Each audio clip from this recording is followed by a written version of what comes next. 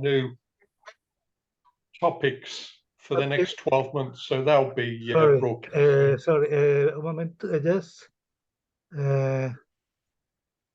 It's recording now. Yes. We're recording. It's recording. Yeah. And can you share? And I'm on share screen. We're all good. Espera un momento. Yeah, sí, ya. Vale, gracias, Rod. Ya está. Ya se puede grabar y ya se puede compartir. Venga, hasta luego. Vale, muy bien. Estupendo. Ok.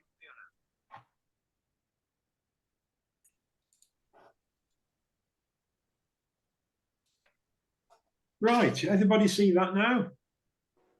Yes. Yes. Good. Iceland 2022. As I mentioned earlier, I went in September this year. This is my third trip to Iceland, having got hooked on it on my first visit. The photo you see here is at Eyjafjörður, and please forgive me, Bjorn, Goran, etc., if my pronunciations of some of the Icelandic names isn't as good as you might have managed. My previous two visits, I had seen 9 of what I call the 10 highlights of Iceland. So really, as my target for this trip, it really had to be to go and see the 10th. And it's not a single feature. It's a whole region called the Westfjords, which is in the far northwest corner of Iceland. Very remote, very sparsely populated, but very scenic. But what I want to try and do is to focus not so much on the tourism side of it, but focus here on the photography side of things. So I'll tell you my approach to this trip. And it really applies to any photographic holiday that anybody wishes to plan themselves, whether it's locally somewhere in Spain or further afield. And the advice I would give is to decide on what your priorities are and then plan your trip around those priorities. For me, my priorities on this Iceland trip were primarily landscape photography and to try and capture some nice images of the Aurora Borealis. So that's why I made my core to hang everything around. I've seen the Aurora Borealis a few times poorly from the UK, and I'd seen it on both my previous Iceland visits. But this time I wanted to try and make some more impressive photographs of the Aurora. And if you've never seen the Aurora and you want to see it, you need to plan your trip so that there is no or little moon and you get the darkest possible sky. So if you had a weak Aurora, you will still get a reasonably good sighting of it and some good photographs. This time I did the opposite. I targeted going for the full moon, which meant that if there was a weak Aurora, I would get nothing out of it. But if I was lucky enough to get a strong Aurora, then the moon would light up the foreground, put some light into the sky, and give me the best opportunity of making some impressive photographs. So I targeted the trip centered on the full moon. Also, because of the aim of Aurora photography, I decided to buy myself a second camera, primarily aimed at capturing the night sky. I normally carry a Canon 80D, which is an APS camera, and a set of lenses to fit that, which are reasonably lightweight. I've not subscribed to the more heavy L series lenses. And I have a lightweight carbon fiber travel tripod. You can hang bricks off it to try and give it a bit more rigidity. It's not the sort of thing you would use for general purpose. It's a bit flimsy, but it works well enough. So for a second camera for this trip, I bought a Canon 6D Mark II because I'd already got a very fast f1.4 24mm lens, which would fit it. So with all that, it was then time to decide where to go. This is a map of Iceland, just enlarge it a little bit. The airport's down here.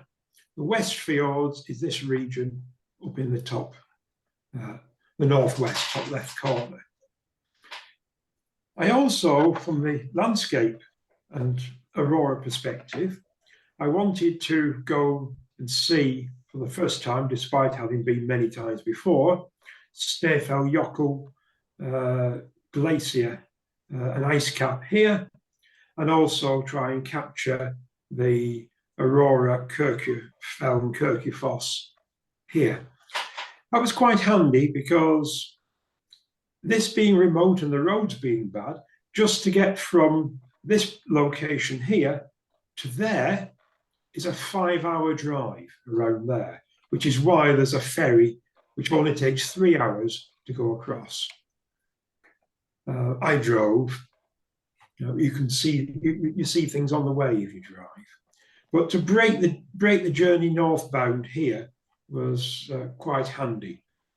So I had 2 nights in this region, and the rest of the time in the Western Fjords and across the northwest part, before taking this, what it's called an F road, down through the centre. And F roads are roads which are banned for 2-wheel drive vehicles. You can only traverse them in a 4x4. So that's what I did, stopping over right at the end at Giza in the hope that I might be able to see the aurora again around the Giza area. So how do I go about planning it? Well, I spend a lot of time on the internet, researching, looking at pictures, using Google Maps and clicking in to see what's there. And when I find interesting features, I flag them as I want to go. If you have under Google, you can have safe places and flag them with various flags. And this is what I did, all the places I would like to go to. A couple of those I would call key places. And the key locations, you need to be thinking about when you want to be there. So a certain location I might have wanted to be there for sunset, a certain location for sunrise, another location for the aurora because there was something particular to photograph as a foreground. I then decided on how long do I want to spend at each one. Sometimes it might only be half an hour with the camera. Other times it might be almost half a day. Then I drop the lot into a spreadsheet. Google is brilliant for telling you travel times. So you look for accommodation around the ones that you want to stay at and just stitch it together with travel times plus stay times, not overstretching yourself. I rarely try to do more than 7 hours of scheduled photography and driving in a day, because you never know what you're going to stumble across on the way and might want to spend half an hour here or half an hour there as well. So having put all that together, made sure I can get back to the airport at the far end, I was ready to go. So it's off. This is Grundarfoss. This is on the way to the Snæfellsnes Peninsula. It's not one I'd photographed before. It's on the south side of it. But unfortunately, day one was rain on and off and skies like that. But you will see from a lot of the photographs that a sky with some cloud like that actually produces a better photograph than clear blue sky. So bad weather isn't necessarily something to keep you indoors. Rain, yes, but cloud, no. You can still get out and take pictures.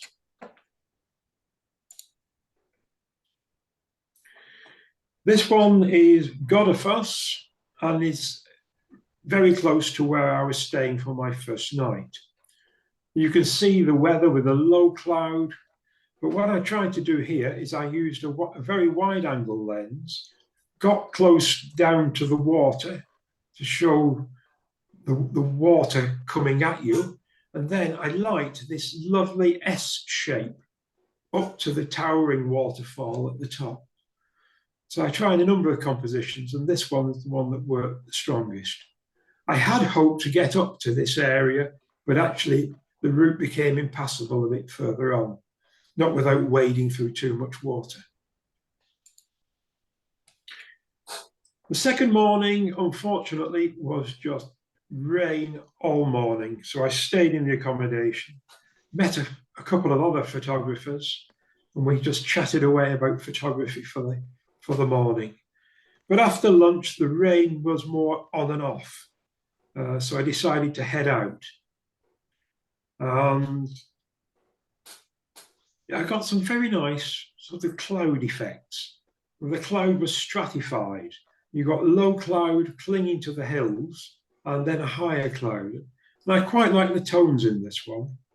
And for me, the goals add an important element to the picture.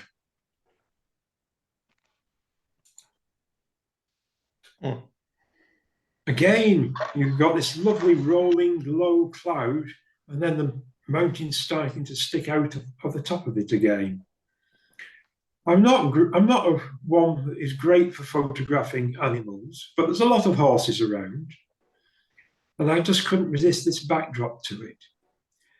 I would have preferred it if the horse had decided it was going to eat the grass and be on the grass rather than this stony ground, but unfortunately the horse seemed to prefer eating the little tufts on the stony ground rather than the rich, lush grass behind it for some reason.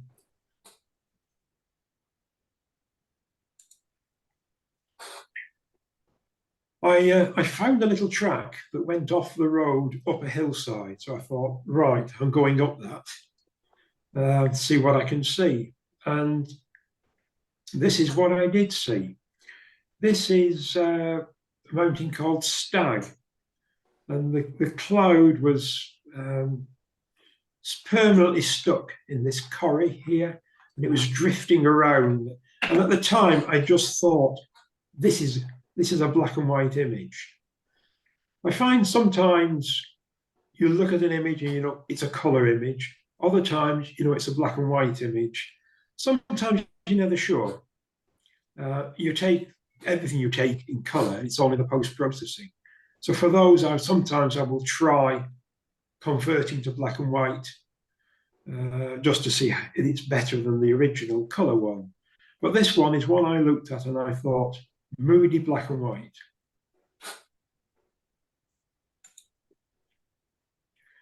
Coming back down to Kirkjufell, which is the iconic mountain of Iceland. I think anybody who goes to Iceland does try to get to see this. This is one of the few panorama shots that I tried. And never mind the Canon equipment, I did this with the mobile phone.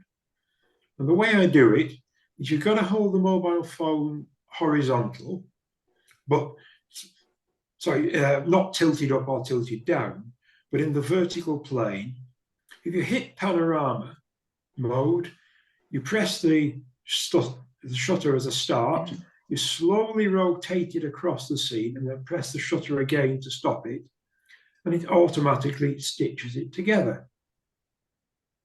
I've had to darken the foreground a bit to balance it, but you end up with a massive JPEG. It's something like about 30-35 megabytes of a JPEG. So you've got a heck of a resolution, but you haven't got that quite the shadow and highlight detail that you get with a raw image. But under the right conditions, it can make for some impressive views, which actually are different to what you get if you just did it as a series of stills with the camera and tried stitching them together in Photoshop. So often on a scene like this, I will try both methods. I will try taking a series of stills in the camera and also try with a mobile phone. And I find that 3/4 of the time, I'm happier with the final result from the phone. This is another one using the same technique. This is Svartinuka, and I just liked that pool of water with the green algae and lichen type growth in the center of it. So I went for a symmetrical composition. Also, I got excited because there was a little bit of light on the hillside, and I hadn't seen any of that since I'd arrived. Now, sadly, there are very, very few trees in Iceland. So when you get something like a merlin perching on something, inevitably it will be a road sign, an electricity pylon, or a telephone pole. But for this one, I shot this out of the car window. I just wound the window down, poked the camera lens out and snapped it. This is a merlin.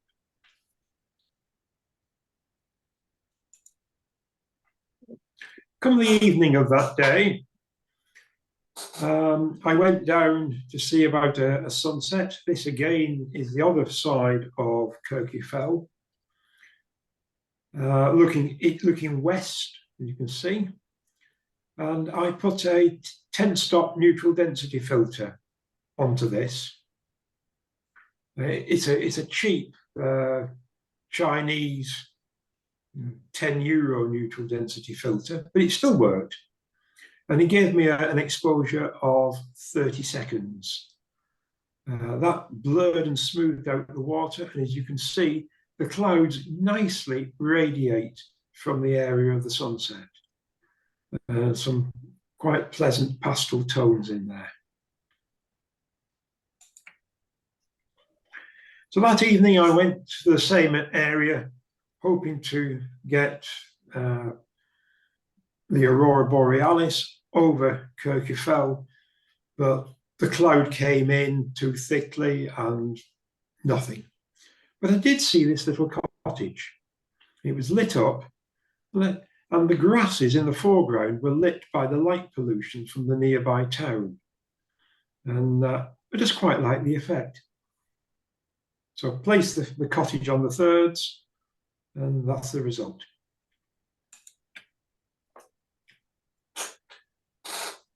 So this is now heading off to the West Fjords. I had seen this church once before, but this time I stopped for half an hour to go around, see different angles, take some different shots. And I quite like the gentler autumn grass tones and the grey sky. This is another variant of the same church. This waterfall is so insignificant, it doesn't have a name. Put this in any other country, maybe a few exceptions, like Norway, that would be a major tourist highlight.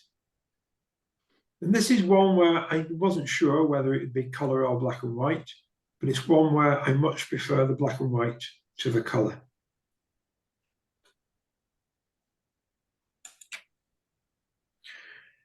This one is named, this actually is Vaskafoss.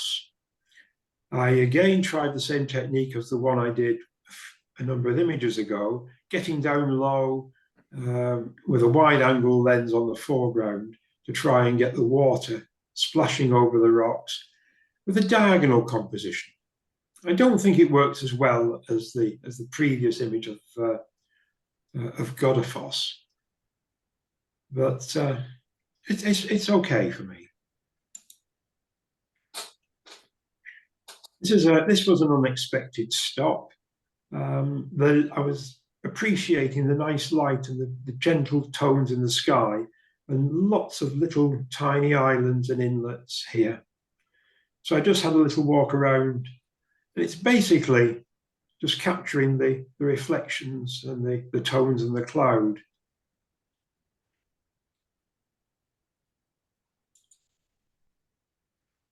This again was a little bit of sort of simplicity, maybe a bit of the sort of Howard style. Using a neutral density filter, going this time for, I think I only managed about 20 seconds of exposure because of the extra bit of ambient light. I just thought I would try a symmetrical composition with some very, very subtle tones in the water and in the sky.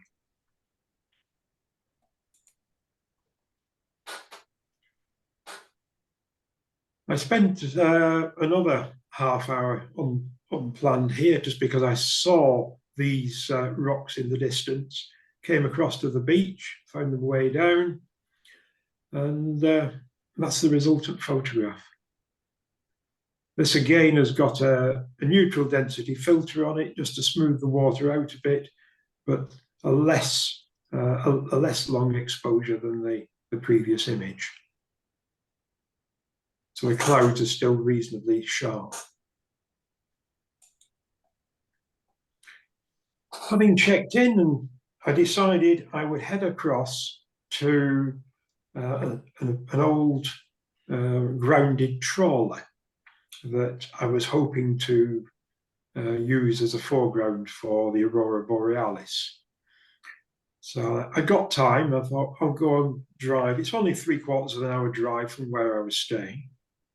And that's one of the problems this part of Iceland is you can often find the accommodation is a long way from where you actually want to be because it is sort of sparsely populated.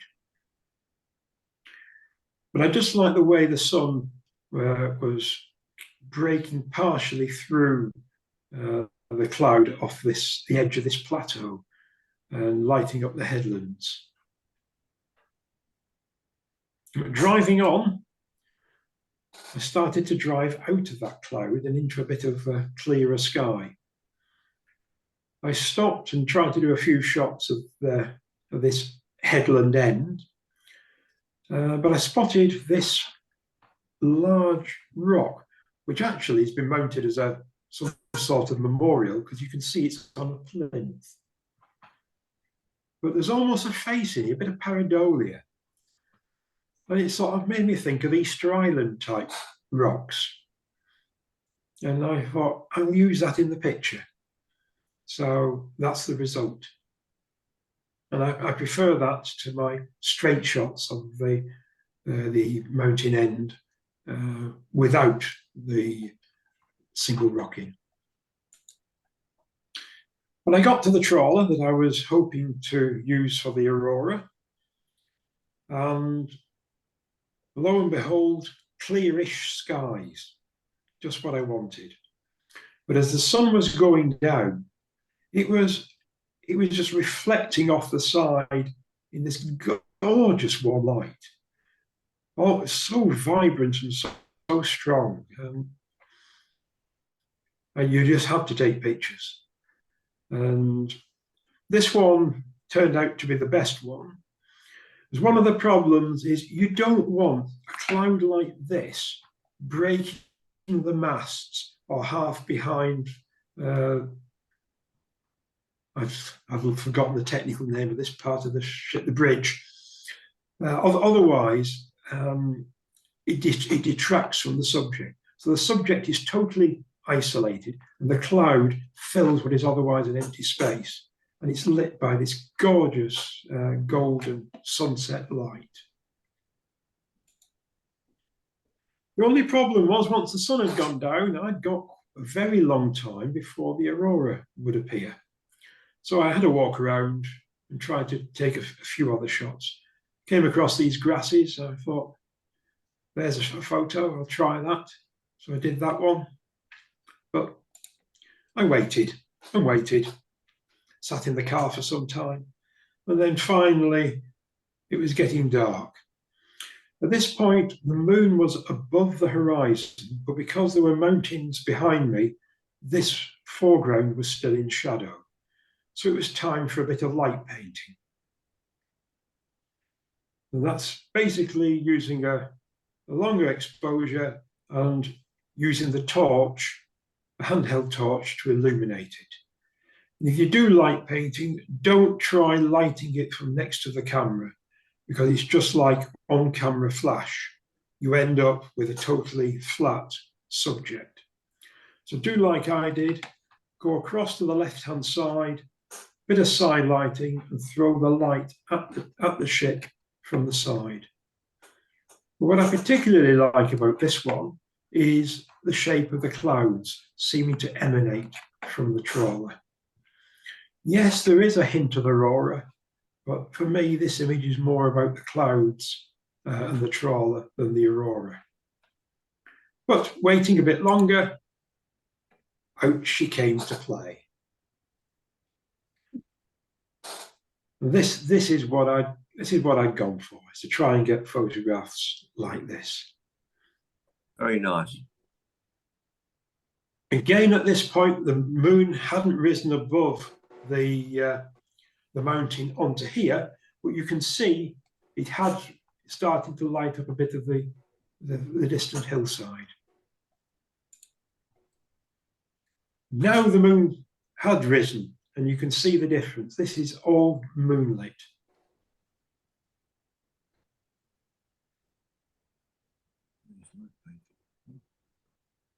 So what's the length of exposure there, Trevor? I think that is 1.5 or 2 seconds. Wow. I think I can tell you exactly.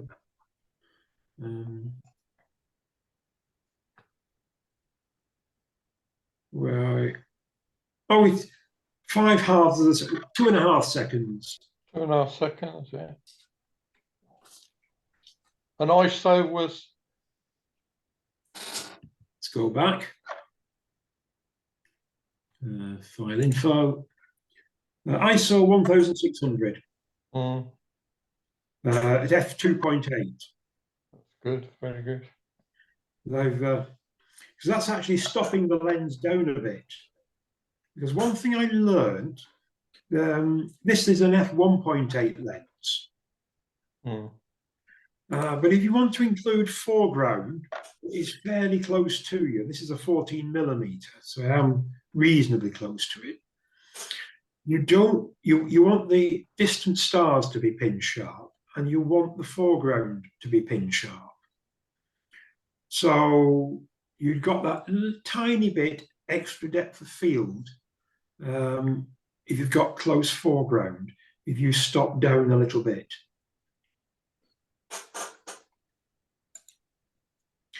There's this little lagoon in front of it. The problem is it's a heck of a long walk around to get to that, but I decided after a number of the other shots, I would go around and try and get it reflecting in the lagoon, which is what I did. I actually gave a burst of fill-in torch on that, just to try and lift it, because it was looking a little dark. Because here I'm looking west, not north, and there was quite a bit of twilight, and I thought that twilight was lightening the sky such that the moon light wasn't strong enough. I just gave it a little extra top up. Well, after that, it was time for bed, and up the next morning to carry on with the journey. And despite all my efforts, having never seen Snæfellsjökull, you could see it from right across the sea on the other side. That's what I was hoping to go up on my earlier part of the trip, but the cloud and the rain just prevented it. But for me, this photograph is all about that little hut. Without that hut, there is not an image here for me. You may say that there still isn't, but for me, that little hut just puts the whole thing into perspective. And to give you an idea of distance, to sail across that stretch of water is a 3-hour sailing. Gives you an idea of the distance. Little church here at Haggy. I tried a few different angles, but this one, I liked the S-curve in the road leading up to it. So that's the position I managed to find to give me the most pleasing composition. And this day was a glorious sunny day, pretty well cloudless. And it's the only one I had on the trip. And I came across this little church. I didn't make a note of what it's called. Sorry, I can't. It's in the title of the image. And I tried a number of different compositions here. But what really caught my eye and drew me to this composition were those crosses in the foreground. To me, that just, the little graves just added a key element to it. But for me, sadly, that plain blue sky wasn't very exciting. So I know one or two other people have tried this. When I got back, I changed the sky for one with a bit of cloud in it. And for me, that's a much stronger image. Now, I know you can do a lot of things with sky change in Photoshop or Luminar or whatever you use. But for me, for a sky change to work really well and appear totally seamless, you really do need to be choosing a sky that is similar and under similar sorts of lighting conditions to the original. If I'd have tried putting a sunset in there, no matter what I did to the image, you would have spotted it was artificial. But by using a blue sky with a bit of cirrus, you would not know that is not the original sky.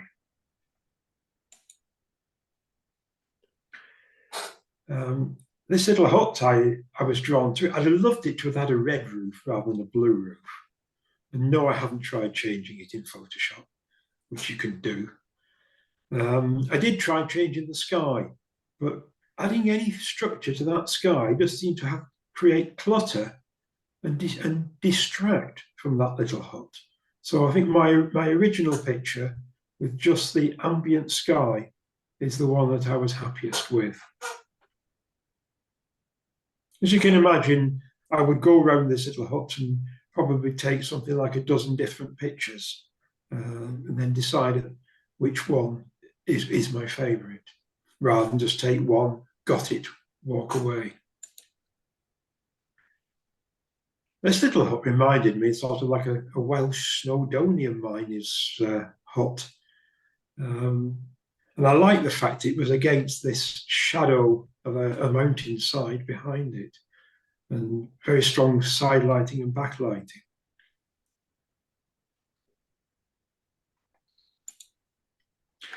Next morning, we returned to Cloud, and this was a waterfall that I'd planned to see. This is Fossfjordur. And I particularly liked the bright turquoise blue water beneath it. And that's what I majored on to start with. However, I noticed the fairly still pool of water, and I thought that makes some nice reflections. So I did another set of images using the reflection. And coming back and looking at them, I think it's the one with the reflection that I'm happier with. This again is in Fossfjordur. This is something I spotted from the Google Maps. But since it was clearly visible from the road, I knew I wouldn't miss it. And you don't miss it. It's the only building for miles. So yeah, I did a composition putting that on the lower thirds, looking down the fjord. I think the dull sky helps. I don't think that would have been as good with a blue sky. But then I went in close and did sort of study on textures and shapes, the slight brown, the slight blue, and the angles in here. So don't just take the landscape, work the close-up as well. And this was somewhere that I'd planned to spend a couple of hours,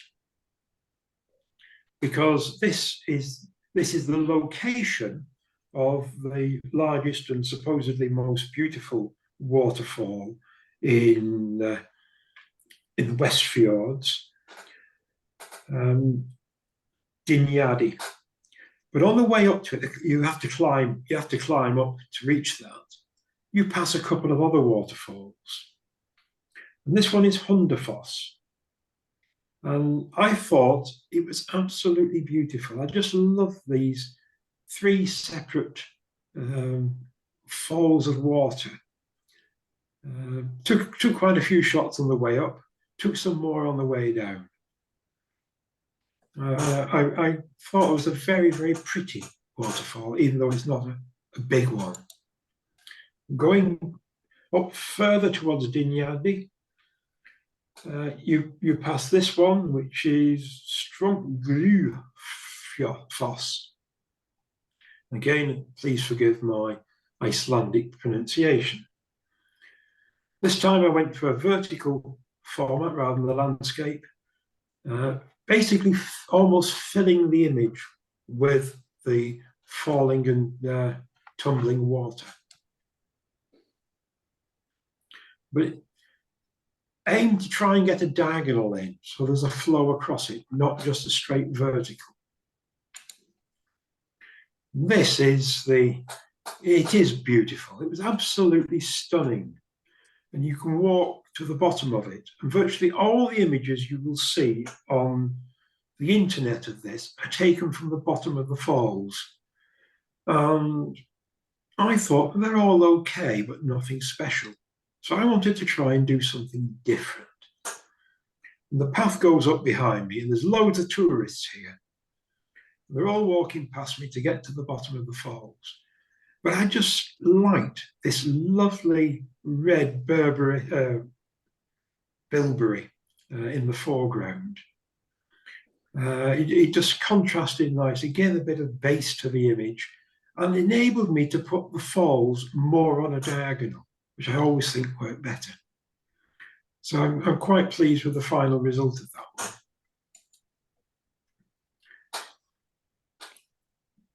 Not far away in the same locality, probably only 10 minutes in the car, 5-10 minutes in the car, you come to this fall, Glufrafoss. This is where I decided to just stop and have my lunch.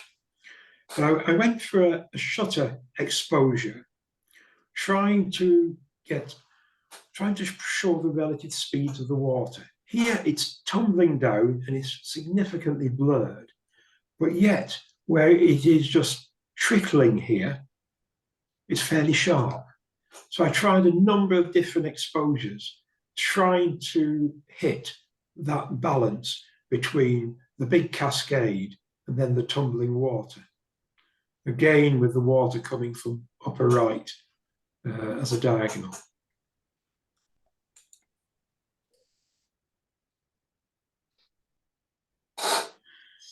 After a whole cloudy day, I spotted a little bit of light. So I just had to stop. And I looked at this mountain across the other side of the fjord. And it might just catch it. And it did, it grazed it. And so I went for a fairly symmetrical composition, putting the mountain in the middle. I tried other ones that didn't work as well. But to me, this was very much west of Scotland sort of scenery. And I just like the mood that it created. This little church I'd flagged up further up the fjord, and this is the point at which I stopped and then returned to pick up the rest of the route. But when I arrived here, it was cloudy, but there were patches of light on the other side of the fjord. So I spent some time looking at different angles, trying to find what would be an optimum composition. And for me, this was the optimum composition, with the road coming out from the base. I like the shadows going across the road to break up that length of tarmac, and put the church solidly against the mountainside. And then I waited about half an hour. And finally, patience paid off, the light came, and I got that shot.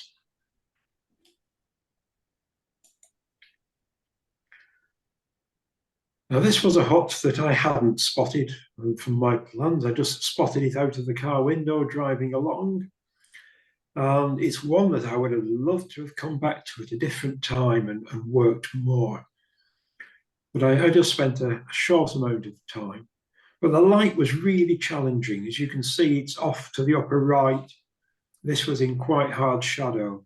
So this is an HDR shot. You put the tripod down, camera on the tripod, and take 3 separate exposures, standard, underexposed, overexposed, and recombine them in Photoshop as a single HDR image. It's not the best. I would sooner be here with different light, as I said, but I think I managed to make the best of the lighting conditions that I had at that time. And I did have to press on. And just along the fjord was another one. And you can see, looking the other way, there's a bit more blue sky. So I put the hut lower right and looked down the fjord. And I think Harry, with his flip an image view, would say, flip it, have the hut on the left looking the other way. And I think as an image, he'd probably be right. But as a record, for me, that is the right way around. Just at the side of the road were these horizontal basalt columns. So I pulled up and I thought, black and white. It screams black and white to me. And that was my intent. When I got back, I tried as many black and white conversions as you can imagine, and all of them were rubbish. So I've stuck with the colour one. I don't always get my first impressions right. The next day, and it was cloudy again. But fortunately, for most of this trip, I didn't suffer from strong winds. So there were some nice reflections. And I got to this was at the head of the fjord, looking down the fjord and out across from another part of the West Fjords. And I just like the reflections. And this is a composite, which is done from 3 separate camera stills. So just rotating the camera across. And if you do that, you've got to make sure that each of the shots has the same exposure. So it's a good idea to shoot in manual, not shoot in automatic. Because if one part of the image is brighter, the camera will then automatically try to compensate for the exposure, and you won't be able to stitch them effectively.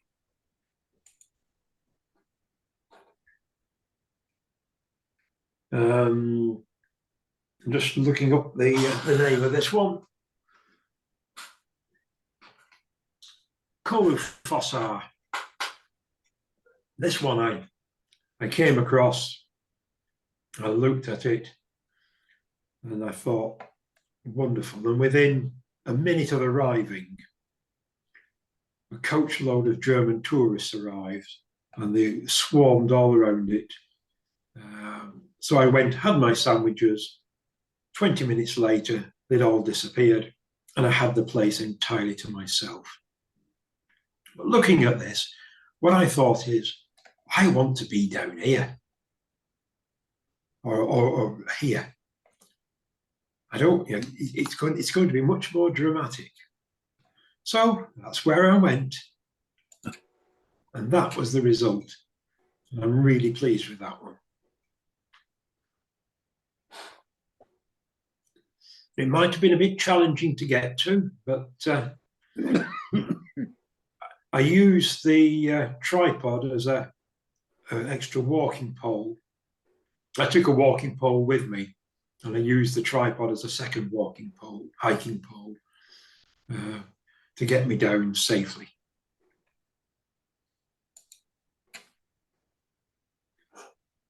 But by the way, on this holiday, I had a broken toe as well, so my mobility was somewhat reduced. This was another of my key locations. I wanted to photograph the sunrise here, which would have been somewhat behind it, and the aurora borealis at night. Sadly, it was cloudy. I got neither. It's quite a scramble down the cliffs to get to this position, but it's worth it for getting a foreground. And this was stopped down, I think, with a 3-stop neutral density filter. And as a result, give a little bit of stillness to the sea.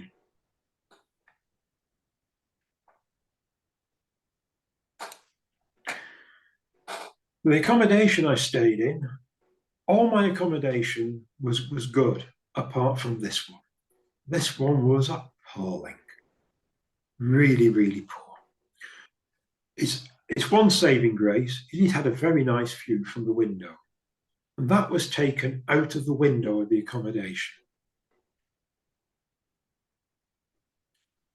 It was so bad. I booked all my accommodation with booking.com, and they ask you after a trip to do a review, what you like about it and what you don't like about the accommodation. And I remember what I put for what I liked about it. What I put was, it has 4 walls and a roof to keep the rain off. It was horrible. But there was no other accommodation within at least 3/4 of an hour's drive to this. So that's the one I had, and that's what I had to put up with. Next morning, I was out again. A little bit of brightness starting to appear here and there. Came across these boats, tried a few shots. But this was my target.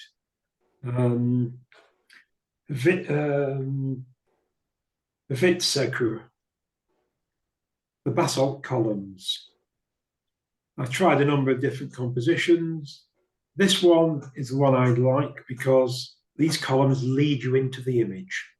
Using a wide angle lens, had to straighten the horizon a bit because pointing the camera down to get the best effect of the distortion of the basalt columns to all point in meant the actual sea horizon became a little curved. So that just needed straightening up a little bit. But I really like this place. It's almost Giant's Causeway. I think Giant's Causeway is more impressive, but it's got a lot in common with it. And unlike Giant's Causeway, where you're lucky to take a photograph because it's swarming with people, I was on my own here. So I could take whatever photographs I wanted and not be bothered by tourists. This one's a long exposure photograph as well, which sort of softens the sky, softens the clouds, and softens the water, but keeps all the rocks pin sharp. And I very much like that contrast between the soft water, soft sky, and basalt patterns. And at this point, I sort of got hooked on basalt. So I Googled basalt rock and found there was a couple more to go and see. So I just added them to my places to visit, including this one, which was later the same day. Not as impressive as the previous location, but it was still good.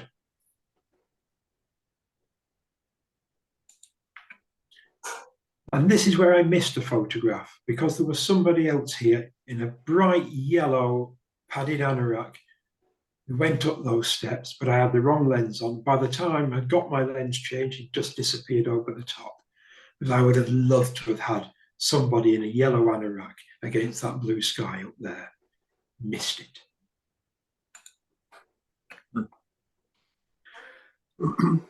Now, this was one of the most beautiful scenes that I had seen on my trip when I first came here, because it was cloudy with light breaking through. There was cloud going around this ring, and it was reflecting in the water. It was idyllic. But this was the scene of my disaster, because I tried to get close, to get down to get a nice reflection, because the water was still, there was no wind. And then I went head first with the camera into the fjord. I slipped on the rocks. So I had to get myself out, which I fortunately did. And this is about the most furthest north fjord on Iceland. So it's the Greenland Sea, which is part of the Arctic Ocean. So you can imagine it wasn't as warm as the bed. Unfortunately, I wrote the camera off. It never recovered from that. But also I was wearing all my warm clothing, and I'd only got one set of warm clothing. I'd only got one set of that hiking shoes. And they were full of water. It might be waterproof if it rains from the outside. They're not waterproof if you actually try swimming in the fjord with them. So I went back to the car, took everything off, put my indoor clothing on, because a lot of the accommodation is well heated. So you don't want your outdoor winter clothing on. You want something quite light and thin.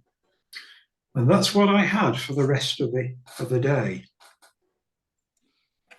So I carried on, now using the Canon 6D only and my little compact camera. I got the same one as Bjorn, the Lumix 6400. Absolutely beautiful little compact camera. Sorry, TZ100, beg your pardon, TZ100. Here, I just loved the shape of that cloud receding to the west, and I thought there's a chance of an aurora if that cloud's going away and the skies are clear. You never know your luck, lad. But looking down the fjord, previous shot was off to the right. But that night, yes, we did get a clear sky. Well, unfortunately, I hadn't got any winter clothing. All I'd got was my thin indoor trousers. My clothing, fortunately, there was a very nice man in the accommodation. He offered to take my clothing away, put it all through the washer, put it through the tumble dryer and bring it back to me for the morning. He also had a shoe dryer, which is like a big fan heater with hoses on that you put inside your shoes. So I left my shoes on the radiator with the shoe dryer blowing inside them. I left my camera on the radiator and went out. And I said to them, guy, when you bring them back, I might not be here if there's an aurora later tonight. And at that point, you could just see the first couple of stars in the sky beginning to appear. And he said to me, what do you mean if? Look up there, it's there already. And there was a band of light across the sky. That was the aurora, and there were only a couple of stars out. It was that bright. So I said, thanks very much and goodbye. I didn't see him till the next day. I went out in my slippers, my thin trousers, and it was -3 degrees. So I was rather cold, but I wasn't going to let that stop me taking photographs. The next is a set of photographs across Eyjafjörður, and I've just run through them. That is the full moon that you're seeing there.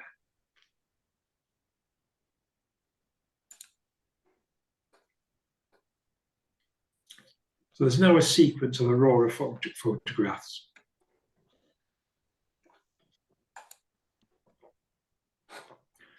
This is diametrically opposite to the previous photograph. The previous photograph was east or west, and this is the opposite one. That was east, this is looking west. And that's looking almost straight overhead. It's by far the best aurora display that I have ever seen. Incredible, Trevor. It really was.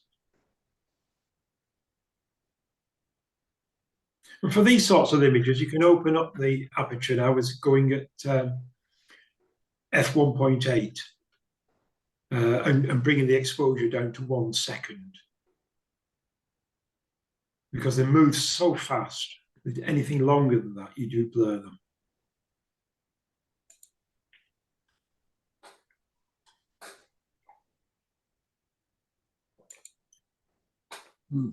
Quite like the effect of this. It looks almost like an angel with wings. That red tint too. Yes. But the different colours come from the different gases in the atmosphere at different heights.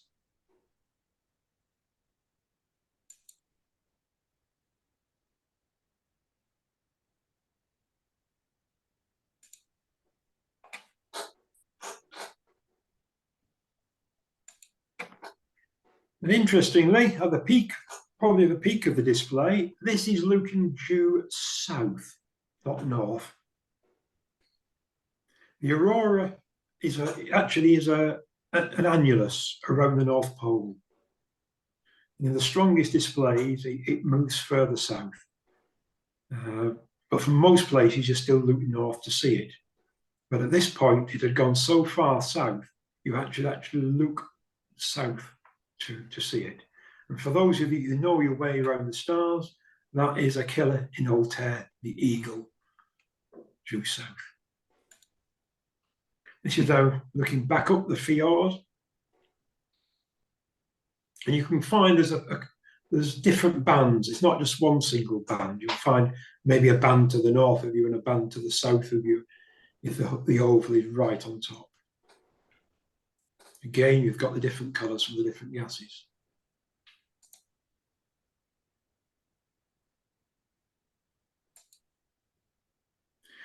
I then decided to move to the other side of the town of Dalvik, where I was staying, just to see if I can find some different foreground. The fjord offered me, I thought, the best imagery, but once you've worked it for so long, you do want to try and do something different, find somewhere else. This is one I think you've seen because I put this into one of the challenges recently.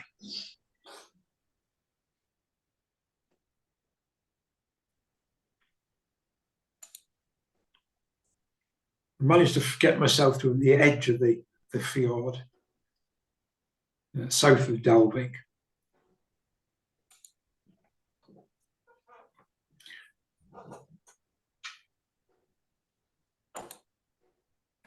And that's probably my favourite one of them. There's a few of them, but this one I particularly like. And I made this one into a jigsaw puzzle, 1,000 pieces. Completed it whilst I was back in the UK. But the sky was just alive. It was absolutely stunning as a display. And by the way, if any of you followed the NOAA in the US aurora forecasts, they give a forecast for the next 3 days based on what's come out of the sun. on the grounds it takes 3 days to travel from the sun to reach the Earth. And they hadn't predicted anything for this. They predicted no aurora for this night. They couldn't have got it more wrong. So aurora forecasting is very much like weather forecasting. It's not an exact science. Now, I found that in Scotland, the amount of times I would get a warning of aurora and it just didn't happen. Very Yes. frustrating. Yeah, I spent one night out when I had a clear sky. I spent 2 or 3 hours out at night with a strong forecast in Iceland, and I saw nothing. Mm. How many pics did you take of the auroras that night, more or less? In total, probably somewhere around about 80 or 100. Mm. Yeah. But the following morning, it was change of plan. Because of the disaster of the previous day of falling in, it took me a lot longer to get together, get sorted, get out. So I decided to axe my plans for the following day. But the guy who was so kind to me at the accommodation, he told me that there was a beautiful valley just to the south of Dalvik. He said, you really ought to go down there. It's really nice. So that's what I decided I would do instead for my 2/3 or half day. This is the church in Dalvik. I hadn't planned to spend time here. But again, I decided plain blue sky, boring. Let's drop a bit of cirrus in with it. Makes all the difference to the image. So I spent the time around Dalvik and then exploring that valley.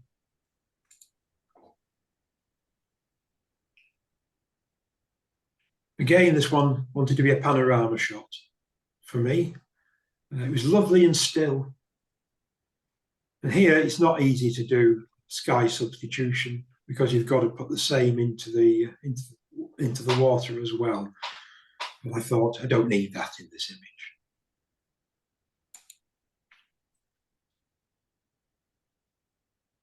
This one, again, that was a plain blue empty sky. And that cirrus came from another picture. But it adds to it. But in this case, the moon, yes, that was a real moon. It was there. I haven't moved it and put it in.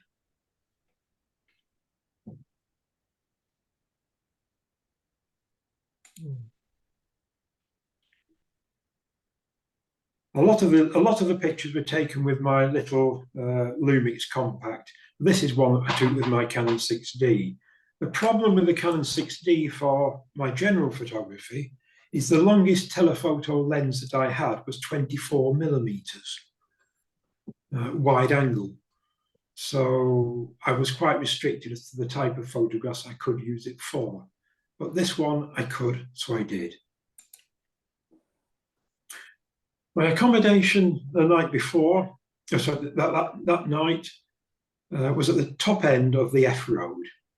I got as close to it as I could possibly get. And I found this little church and I thought, beautiful. I'd love to get an aurora behind this. And that night there was a splendid aurora. Sadly, the clouds came in for me and I saw nothing of it. My photography friends that I met on my first night, they were on the other side of Iceland and they were treated to a magnificent display, but not me. So that's one I missed, or another one I missed. Then this is my journey across the F road. And as you can see, it is barren desert. I just quite liked just the tones and the barrenness of the image. And you come across a boulder, or it's worth stopping the car and seeing what you can do with it. But the first of the locations across the F Road was some thermal springs at Vera. I quite like this hut. I had to wait a while to get it without somebody. This is actually his accommodation. There was somebody who obviously been staying there that were drying their clothes outside. So I went away, came back, and got this image. Went for symmetry. Another little hut. I thought at the time black and white, and that's what I did with it. I just like the textures of the wood and the shapes. Again, this time I went for the steam coming off the thermal pool area. There's no geysers here, or no big geyser, just thermal. So I just shot into the sun, which made the steam stand out. And a few thermal vents, which I tried to photograph, but this was the one that appealed to me most of all. So I got down on my knees. I always carry a little kneeling mat with me, a little fold-away one in the camera bag. So I put that down because I didn't want to have my knees straight on anything nasty around here. Put the camera down to near ground level to make this look almost like a volcano. This was only probably just over a metre high.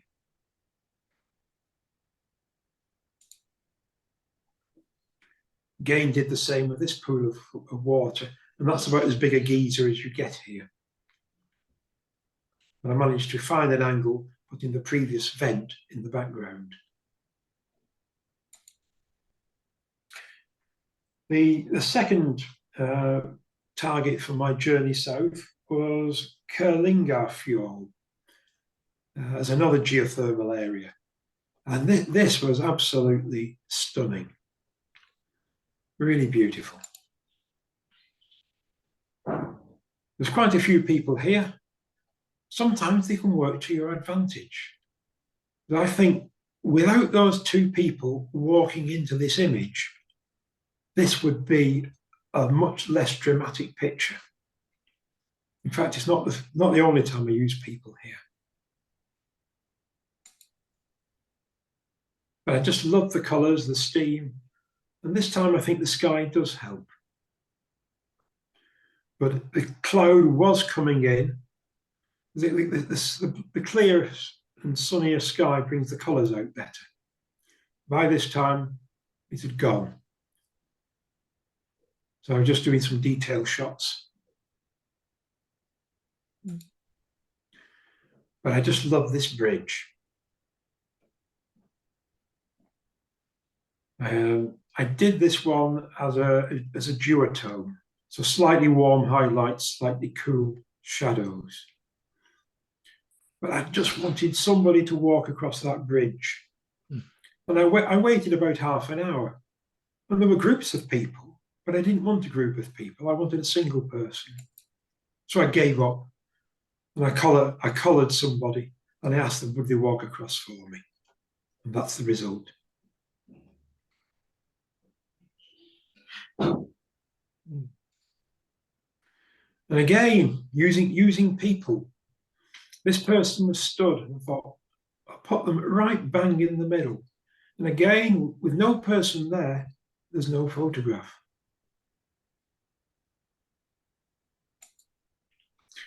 Another one of the steps.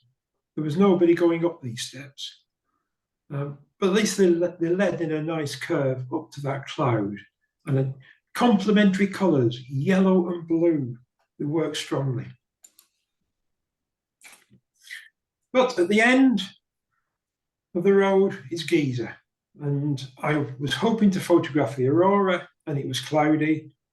Then I wanted to photograph the sunrise. So I got up at 5 o'clock, went out, got into position, and I thought it was going to be magnificent because it was clear on the horizon. Unfortunately, it didn't quite work. I was hoping for the whole sky lit up. It wasn't, but this is the best I could manage.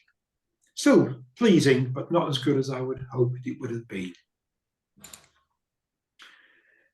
And this is Gullfoss, probably the most touristy of all the waterfalls. And you go there anytime during the day, and there'll be 500 to 1,000 people here. It's an enormous car park full of coaches. At 7 o'clock in the morning, I was the only one. But the weather wasn't great, the light wasn't great. And to try and lift this, I used a technique called the autumn effect. I Googled soft, blurry highlights in Photoshop and watched a few videos on YouTube and put the technique into effect. And it massively improved the image. This was a church I found on my first visit, because I'm now back heading towards the airport. Different light to my first trip where there was a rainbow. But having checked in, I went out to look prospecting for that night, just in case I could have an aurora and find a little bit of a subject. Came across this church, but because of the intense lights behind me, that was going to be no good for an aurora. But I did find these. What took me a long time was finding a track down to actually get to them. I saw them in the distance, but getting to them was another matter.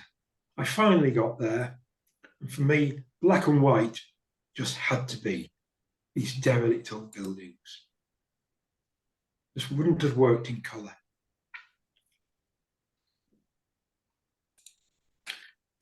So I thought, well, I'll go back there if we get an aurora tonight. And this was 5 minutes walk from where I was staying, back near the airport. So I went down here and I thought, well, I'll start at this boat. If an aurora comes out, I can take some photos and then I can move on back to those huts. And the aurora came out. But as you can see in the top left-hand corner, some clouds started to encroach. And it was solid cloud coming in behind it. And I thought, I'm not staying here any longer. I'm going to leg it, jump into the car and head for those huts and see what I can do. By the time I got there, the cloud had already started to arrive. But this is one you've seen in one of the earlier challenges. And it's one of my favourite images from the whole trip. It was the spooky challenge, and to me, the spooky nature of the building, the aurora and the clouds. One haunted house. I did a few different angles, that was my favourite. And I took one of the aurora behind these buildings, and then the clouds completely came over, and that was the end of the show. So, thanks to Frank, I have made a photo book. We're using Colourland. That's the imagery taken from the development software. It's very easy to use, relatively cheap and good quality, as most of you will know from the club book that we did 2 years ago. So that's all. Thank you very much indeed. Well done, Trevor. Thank you very much. Thank you very much. Beautiful. Fabulous. Yes, fabulous. Totally. Must have been very pleased, Trevor. Yes. Different to previous ones as well. Yeah. The main thing is to get a few really good shots, and I think I managed that. Without a doubt. One question, Trevor. How do you manage your pics when are you during the trip? Entirely kept them on memory card. I take a number of memory cards with me. I cross my fingers that my memory card that went into the fjord wasn't wrecked. I have got a card reader, but I didn't take a laptop with me just because of weight.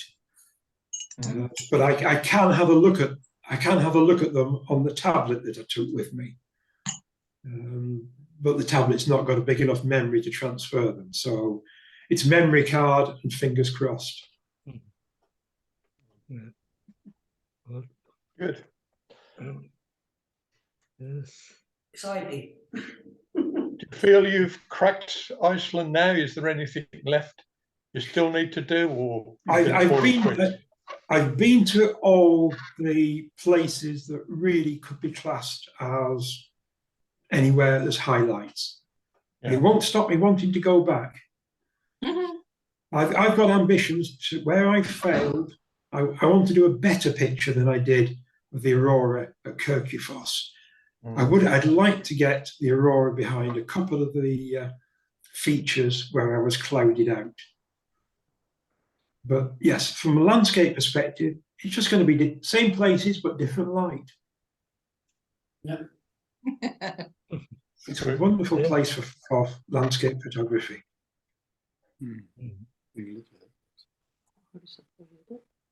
I'm trying to think of the area that's very popular. It's Danish territory as well, to the left of Iceland. Oh, Greenland. No, not Greenland. Svalbard. Yes. I'm thinking of Faroe Faroe. Islands. Yes, north of the Shetlands. Yes, they're Yeah. getting very popular photography-wise. They are, aren't they? Yeah, very expensive to get to, I would imagine. Yes, it's actually cheaper to fly to Iceland than it is to fly to the Shetland Isles. And Mind you, Shetland, there's I think, it's even cheaper than Faroe. So I think, yeah, There's a ferry out of Aberdeen, I think, certain times of the year. there is. Yeah. Yeah, what I've seen of Faroe is quite amazing, but not the variety that you've got in Iceland by any means. No, it's geographically closer to the UK, but I don't think it's any easier to get to. And you have that variety in Iceland. Thank you so much, Trevor. It was fantastic. But I've never been to Iceland, but I'm sure if I'm going to be disappointed because it will never be as beautiful as your photos. Oh, I don't say. It is beautiful. It's naturally beautiful. But you managed to catch it with your wonderful eye. It was fantastic. And you were so lucky to get the aurora. I mean, I know that that's not easy. I mean, it's not even if you control and no hope to see it, it's not obvious that it will be there. Yeah. That's right. Yeah, it is purely luck on the night. Yes. You're lucky. Yeah, and I've had many a night when I've been out and not seen anything. Exactly. A bit like bird watching when the bird doesn't come. In the 6 years I've spent working in northwest Scotland, I never saw the aurora. The camera did, but I couldn't see it with my naked eye. 30-second exposure. It was a lovely green view up in the sky, but with the naked eye, it was just too weak to see. No, that display that I got near Dalvik was awesome. Good. Well, just sorry, about another thing, I just received a message from El Puntazo. Puntazo Hotel is open. Then we can meet there next 5th March. Good. See most of you. See? Look forward to seeing most of you in person. Yeah. Yes. Hope. Yes. Well. Yeah, we've got a list of challenges, new challenges that will be published soon on the Facebook and also on the website. We've agreed amongst ourselves what they are, and we've taken 1 or 2 suggestions from members as well. So they'll be coming pretty soon. Okay. Okay, well, thank you. Then, thank Well you done. very much, Trevor. Then, hope to see you soon. Thanks, Trevor. Cheers, then. Okay, cheers. Bye. Bye-bye, everybody. Trev. Very much.